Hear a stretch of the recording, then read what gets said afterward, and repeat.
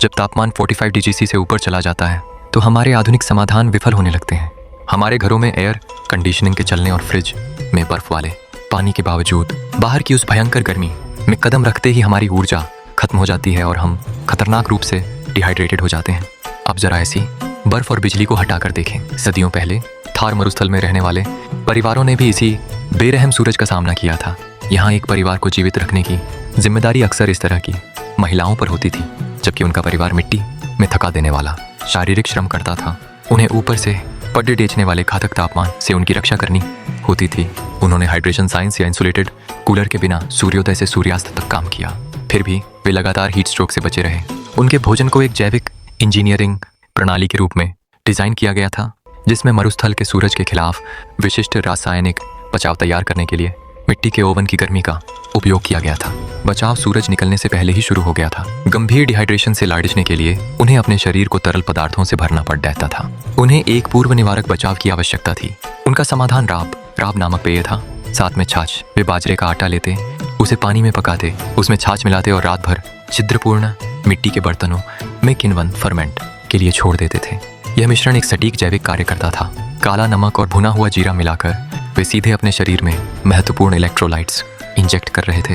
ये विशिष्ट खनिज पानी के अणुओं के साथ बंधते हैं, जिससे शरीर को पसीने के माध्यम से तुरंत बाहर निकालने के बजाय नमी बनाए रखने के लिए मजबूर होना पड़ता है।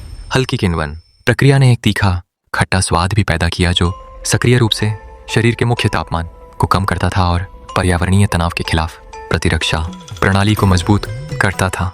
जब वे सुबह इसका सेवन करते थे तो वे एक आंतरिक जैविक शीतलन प्रणाली को सक्रिय कर रहे थे। दोपहर के समय तापमान 42 डिग्री के शिखर पर होता है। परिवार खेतों में हल चलाकर हजारों कैलोरी जला रहा होता है, जिससे ऊर्जा की भारी मांग पैदा होती है। यहाँ उन्हें एक जैविक जाल का सामना करना पड़ता है। इस गर्मी में भारी और गरिष्ठ भोजन करने से रक्त पेट की ओर चला जाता है, जिससे गंभीर सुस्ती आती है। इसके अलावा कुछ हल्का पकाने के लिए आमतौर पर उबालने की आवश्यकता होती है, जो तब लगभग असंभव होता है जब आपके पास पानी की भारी कमी हो। इसका उत्तर आया सिलबट्टे से। बाजरे की रोटी। बाजरे से बनी यह रोटी तीखी लहसुन की चटनी के साथ इसने तुरंत पचने वाले कार्बोहाइड्रेट प्रदान किए, जिससे पेट पर भार डाले बिना मांसपेशियों को ऊर्जा मिली। इसके साथ ही उन्होंने केर सांगरी और गट्टे की सब्जी जैसे व्यंजन बनाए। इन रेसिपीज में पानी की केवल कुछ बूंदों की आवश्यकता होती थी। इसके बजाय वे सूखे रेगिस्तानी बेर, बीन्स और बेसन पर निर्भर थे। केर सांगरी के पीछे का रसायन विशेष रूप से व्यावहारिक है। उन सूखे बेरों को सरसों के तेल और तेज मसालों के साथ मिलाकर एक शक्तिशाली प्राकृतिक संरक्षक प्रिजर्वेटिव बनता है। ये भोजन बिना रेफ्रिजरेटर के कई दिनों तक भीषण गर्मी में रह सकता है और कभी खराब नहीं होगा।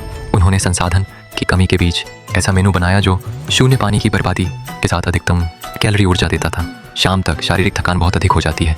परिवार लू से थका हारा घर लौटता है। रेगिस्तान की वह प्रचंड झुलसाने वाली हवा जो मानवीय त्वचा से नमी छीन लेती है। इस अत्यधिक धूप के संपर्क से उबरने के लिए वे एक विशिष्ट उपाय पर निर्भर थे, आम पन्ना। यह कच्चे अनब के आमों को उबालकर निकाला गया एक शक्तिशाली पेय था।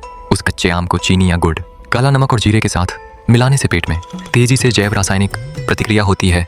यह दिन भर पसीने के साथ निकले पोषक तत्वों की भरपाई करता है और शरीर के आंतरिक तापमान को स्थिर करता है। आम पन्ना एक जैविक रीसेट के रूप में कार्य करता है, जो आंतरिक अंगों को ठंडा करके और सिस्टम में नमक और चीनी की भरपाई करके हीट स्ट्रोक के प्रभाव को रोकता है। आज हम काफी हद तक इन परंपराओं से दूर हो गए हैं।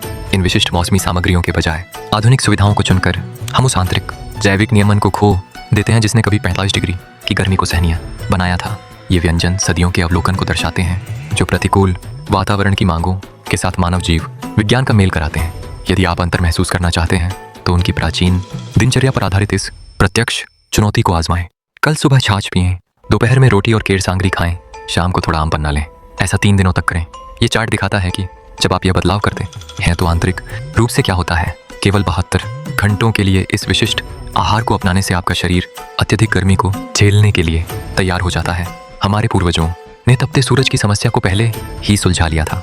आधुनिक हीटवेव से निपटने के लिए हमें उस आहार को फिर से अपनाना चाहिए, जिसने मूल रूप से रेगिस्तान पर विजय प्राप्त की थी।